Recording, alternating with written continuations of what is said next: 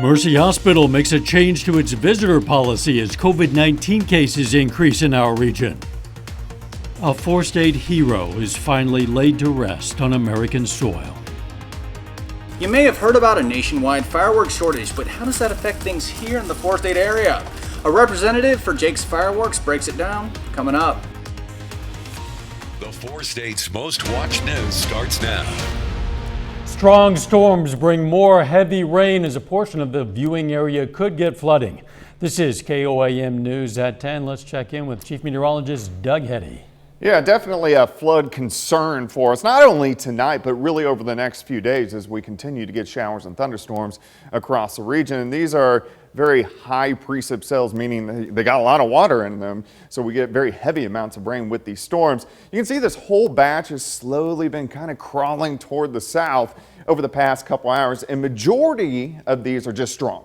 We are getting a couple low-grade severe thunderstorms, but most of these are just loud storms, heavy rain, a lot of thunder, a lot of lightning, and some gusty winds. But you can see where we get a little red, a little orange popping up in some of these cells, showing us the heavier rains. And we do have a severe thunderstorm warning for winds at 60 and upwards of quarter-size hail across Woodson and Wilson County in our northwestern counties.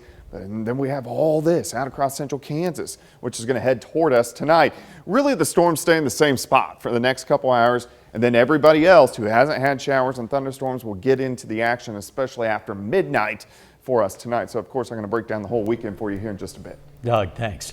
Mercy Hospital is limiting the number of visitors that patients can have in response to increasing COVID-19 cases. Mercy announced today that it will once again limit the number of visitors. Starting Monday, patients will be allowed only one visitor per day. Mercy's president, Jeremy Drinkwood, said in a statement, quote, "The health and safety of our patients, co-workers, and community are always our top priority, no question." Missouri state senators are locked in debate over a soon-to-expire tax responsible for a critical chunk of Medicaid funding. Work on the Missouri Senate floor was delayed for hours today. Senators disagree over a proposed amendment aimed at cutting off Medicaid funding for some family planning services. Senator Bob Onder wants to cut off any government money for Planned Parenthood. Senator Paul Whelan says he wants to block Medicaid coverage for the morning after pill and intrauterine devices when used for abortions. Although Planned Parenthood and several gynecologists have told lawmakers those treatments are not used to end pregnancies. An effort to strip the bill of all the provisions not directly related to renewal of the federal reimbursement allowance was defeated 2-1. Our nation is dealing with a fireworks shortage with the 4th of July fast approaching. But how are things right here in the four-state area? KOAM's Mike Mahoney spoke to fireworks sellers in both Missouri and Kansas to find out. You may not realize it looking at local store shelves, but the U.S. is dealing with a fireworks shortage, and it's even affecting things here in the four-state area, despite the region being home to industry giants like Jake's Fireworks. And wouldn't you know it, part of the problem stems from the pandemic. A lot of people, because of canceling the bigger shows and that, shot fireworks last year who had never shot fireworks. Last year was the biggest usage of consumer fireworks in history. Jake's Fireworks sales officer Mick Marietta says sales were gangbusters last year for the Pittsburgh Fireworks Company, with so many people celebrating at home. But that quickly turned into a shortage that's been compounded by shipping complications. You go into the after fireworks season, and I know this surprises a lot of people, but we start receiving product in July for the next year. And that stuff just didn't start coming, everything didn't ramp back up and start producing as quickly. And then you started running into shipping problems. Interestingly enough, just the containers that products came on became tight. Across the state line and right outside of Carl Junction, Danya Lipscomb and her brother run Hometown Fireworks, and they say they're dealing with similar fireworks shortage issues. It seems like each time we order fireworks, there may be different items that we can get. We can't necessarily get the same item each time we've ordered this year. So what does all this mean to you, the consumer? Mick says prices have increased, but not drastically. You hear in the news all the time people talking about lumber and these extreme prices of lumber jumps, right? It's not like that. I mean, many of the people that have already been in and buying are pleasantly surprised. But both these sellers say with a fireworks shortage at hand, there is no time like the present to make sure you have what you need for the 4th. There's definitely fireworks for everyone that wants them, but your selection may dwindle closer to the 4th. So I would recommend shopping early for the best selection. In Kansas and Missouri, Mike Mahoney, KOAM News. In Kansas, you can legally buy fireworks beginning Sunday. You can already buy fireworks legally in Missouri and Oklahoma. A soldier from Jasper County, Missouri is laid to rest after being missing in action for 70 years. Army Sergeant Lloyd ALUMBAUGH was reported missing in action in 1950 during the Korean War. He was still considered missing in action until the summit in 2018 between then President Trump and Kim Jong-un that led to 55 boxes being sent to the U.S. from North Korea. One of those boxes contained the remains of ALUMBAUGH. And today his remains were laid to rest in the tiny Jasper County community of Reeds.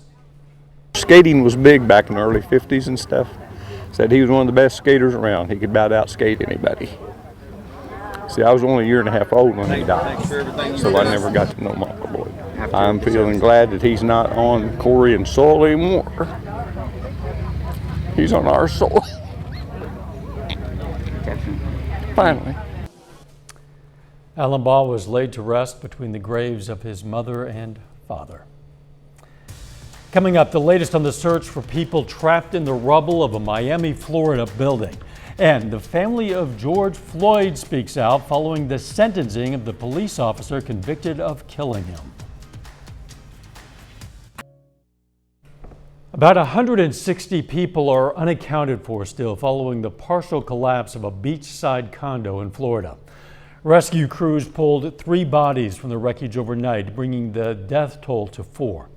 But as Laura Podesta explains, they continue to look for survivors.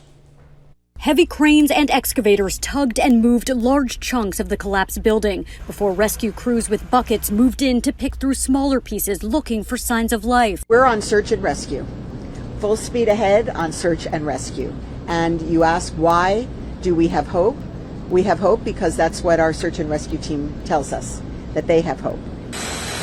In the building's underground parking garage, teams are tunneling into the wreckage after dogs and microphones picked up banging noises. Residents' belongings still cling to the sides of the exposed 12-story building. It's a risk to rescue workers below, who are also dealing with small fires and rain. Forensic inspectors wonder if something under the beachside building triggered the collapse, specifically salt water that may have corroded the steel anchoring the building to the sandbar.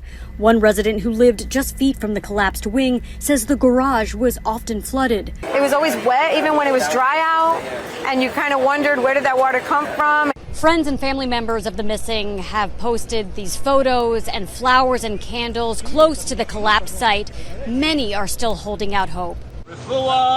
Near the scene, there were prayers for the missing and for healing. The family of Judy Spiegel says they're prepared to stay here as long as it takes. We love her so much, and we're going to see her soon. And heartbreaking news from the family of Stacy Fang. Her 15-year-old son, Jonah, was pulled from the wreckage shortly after the collapse and told rescuers his mom was with him in the condo. Friday, the family confirmed she did not survive. Laura Podesta, CBS News, Surfside, Florida. The building collapse is also a homicide scene, and Metro-Dade police homicide detectives are leading the investigation. And the first civil suit in the disaster has been filed.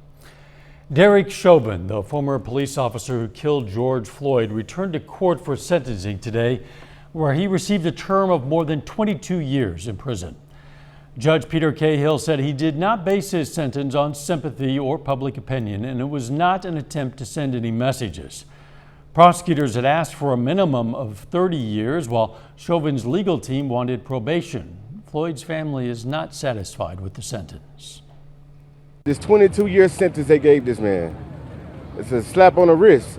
We serving a life sentence and not having them in our life, and that hurts me to death.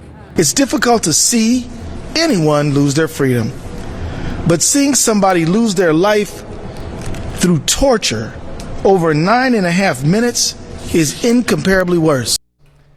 Hours before the sentencing, Chauvin's attorney asked for a new trial. The judge refused that request. Chauvin is expected to appeal and still faces federal civil rights charges for Floyd's death. Vice President Kamala Harris today visited the U.S.-Mexico border for the first time since taking office. President Biden tabbed Vice President Harris to lead the administration's response to migrant border crossings on March 24th. She spent the day on the border with Homeland Security Secretary Alejandro Mayorkas meeting with Border Patrol officials and migrant children. Republicans have criticized her for not going sooner. She defended the delay, saying she's been to the border many times before. A man in Germany armed with a long knife killed 3 people and injured several others, some seriously, before being shot by police and arrested.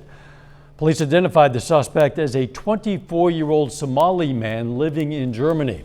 Police say his gunshot wounds are not life-threatening. Witnesses say pedestrians used chairs and sticks to hold off the attacker until police arrived.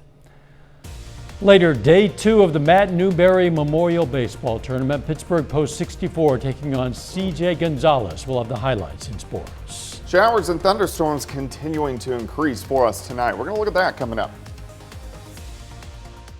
At Roper Honda.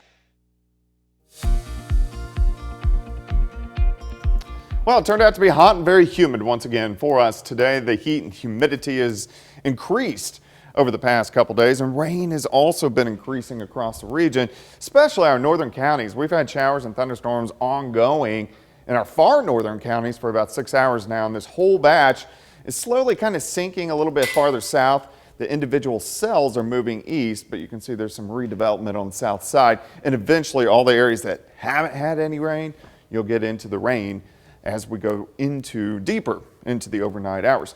All right, we still have severe thunderstorm watches out to the west. Most of us were fine. These are mainly strong storms, but not a lot of severe thunderstorms. We can't rule out that we're going to get a couple low-grade severe storms. Winds at 60, maybe some penny to quarter-size hail, but most of these are just kind of loud makers. A lot of rain, heavy amounts of rain, a lot of thunder, and a lot of lightning. All right, but you can see most of this still north of Joplin, kind of over to Pittsburgh, Parsons, and then into southeastern Kansas. We are looking, here's Nevada, then heading down a little bit farther toward Lamar, and then into northern parts of Jasper County. We're starting to get some scattered thunderstorms. And then these continue over toward Pittsburgh, Girard, here's Fort Scott, here's Erie, Chanute. And again, these are all just strong storms. And then a little more potent storm with a couple severe thunderstorm warnings. This is Woodson County and then also Wilson County, really from Yates Center to Fredonia. But overall, these are mainly just strong storms. But you can see they continue all the way out into central Kansas. And then anybody who doesn't get the rain, at least over the next several hours, this batch will kind of sweep on through late tonight into tomorrow morning. But everybody's going to have quite a bit of rain tonight. All right, let's go through the next couple hours. We're going to move forward about 2 hours, 2.5, 3 hours. And you can really, most of the rain's kind of in the same spot. It hasn't progressed too much farther toward the south. We get this batch that blows through, so 2, 3, 4 o'clock. So by this time, everybody's had some rain. Watch it redevelop back toward the west. Another big batch rolls in. So here's 7 a.m., 8, 9, 10 a.m., showers and thunderstorms. And then most of this will start to roll out, and we get a little bit of a break across the region, which will always be nice to dry out for at least just a little bit. And then we'll get more showers and thunderstorms once again by the time we head into tomorrow afternoon and evening. 84 right now, so it's still hot, still kind of humid across most of the 4-state area. Temps are going to drop back into the 70s, but the humidity, of course, is going to stay high. After we get this morning batch of showers and thunderstorms, I think most of us dry during the afternoon. There are going to be a few hit and miss ones, especially in our western counties, but I think most of tomorrow afternoon will end up being dry. Here's your day planner. We're going to start 72, morning rain, 83 by noon, high temp right around 87. Here comes scattered thunderstorms again tomorrow night into Sunday morning. Another batch, showers and thunderstorms, strong storms, some heavy amounts of rain lasting into Sunday morning, and then we get a break, and then we get more storms Sunday afternoon. Pretty much the same forecast each and every day. But look at our rainfall amounts. Just over the next 2 days, a lot of areas are going to pick up 2, 3, maybe upwards to 4 inches of rain. 87 tomorrow, 85 Sunday, 83 on Monday. We hold into the low to mid 80s all week, but we have chances for showers and thunderstorms each and every day for the next 7 days. Can't complain about those temps for sure. No, at least we're not in the 90s like we have been. Right. Thanks, Doug. Hey, beware of blue-green algae in parts of Oklahoma's Grand Lake. The Grand River Dam Authority recommends an advisory remain in effect for the lake's Horse Creek area after recent monitoring confirms the presence of that potentially toxic algae. Blue-green algae may resemble thick pea soup, green paint, or bluish, brownish, or reddish green paint. When it washes up on shore, it can form a thick mat on the beach. The GRDA recommends people avoid swimming in those areas. Columbus, Kansas Girl Scouts are saving the planet one tree at a time. It's part of Project Planet. The Scouts can earn a badge for planting a tree. Planting trees, and not only does it help the environment, it helps, provide a place for an animal to live, or, there's a variety of reasons, and they learn about it all, and it just makes them more interested to do things that involve the earth. The Scouts have until Arbor Day to plant a tree and earn their badge. In Pittsburgh, the PSU Biology Department's instilling a love for our planet and its creatures through a series of day camps. The camps ran all this week and were geared toward first through third graders. Today was the last day of camp and an open house so parents could check out everything their kids have learned. I think the kids like to show their parents and grandparents and friends, whoever shows up around. The parents may not always appreciate getting to take home scat models the kids made out of clay, but at least they have fun doing it. The kids took part in insect collecting, gardening, and birding using binoculars. Coming up in sports, Pittsburgh Post 64 aims for their first win in the Matt Newbery Memorial Tournament. Also, a group of area coaches launched a new training website aimed at providing fundamental work for players and coaches. Jacob Leonard has the story next.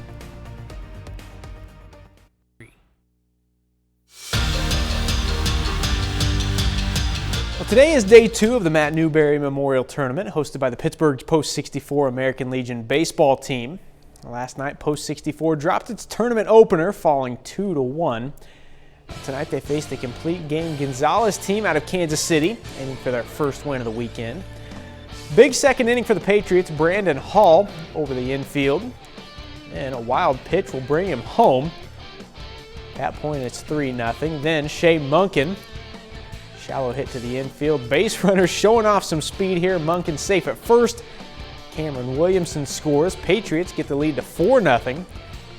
Complete game fighting back now within 2. Donovan Hill out to left. Run comes in to make it a 1-run ball game. Patriots, though, go on to pull away. They win at 12-3.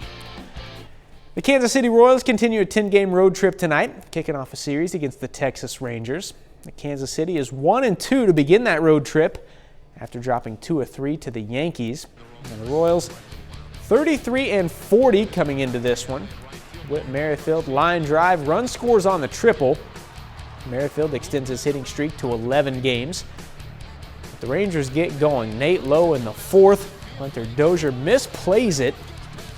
2 score, Texas up 3-1, and they would add more in the 4th. Rangers pull away from the Royals tonight, 9-4.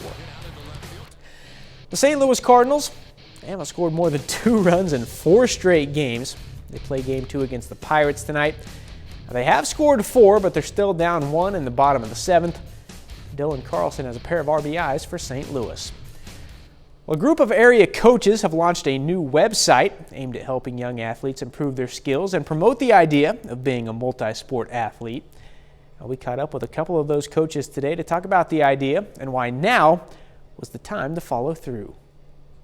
It's an idea that started back in December. In the days of internet training and recruiting and everything online, that Elite and Premier and all of those things that they kind of sell you on to make money, we absolutely want to be the opposite. Dave Wiemers is a part of a group that launched the website 3sport.net earlier this month. It's a site dedicated to online training for multi-sport athletes with instructional videos from 9 different coaches with college experience, including Wiemers, former Pittsburgh State men's basketball coach Kevin Muff, and former Pitt State baseball coach Tom Myers. When you take a group of people that are devoted to their profession, want to see everybody have an opportunity to be better, it was pretty cool to get involved. It's a subscription-based service, but the goal is to promote the idea of kids playing multiple sports reach athletes who may not have access to coaching, and provide fundamental work for both players and coaches. We want this to be fundamental. We want it to be grassroots. We want it to be stances and starts and what you do before a play even starts. And those things that allow you to maybe eventually get to be a good player, we think are the things that are missing. There's some high-level stuff on there, don't get me wrong. But there's also some things on there where if you've got a 6-year-old, you can teach them something from our videos. I think it's going to be a real special thing for the kids that maybe aren't close enough to some of the bigger cities with academies that do things year-round for different, maybe even single sport stuff. This is something that any individual can get a hold of and hopefully go out and better their game. Weimer says the group plans on adding more coaches and more videos in the future, including adding softball to the list of sports offered on the website. That's a look at sports. We're back with more news after this. We're here. Take time now to honor a local veteran, Seaman James Kessinger. The Jasper, Missouri native served in the U.S. Navy, and we are proud to salute Seaman James Kessinger. He's tonight's four-state hero. If you haven't heard thunder out there yet, well, just hang in there because you will before the night is through. Yeah, everybody will get showers and thunderstorms tonight. Some heavy amounts of rain. Could be a loud night, but most of these will stay under severe limits. Some morning thunderstorms tomorrow, and then we do it again. More pop-up ones late tomorrow night.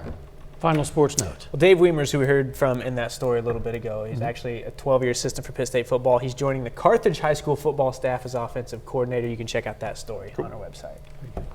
Thanks for joining us. We'll see you right back here tomorrow. Let's make it a great weekend.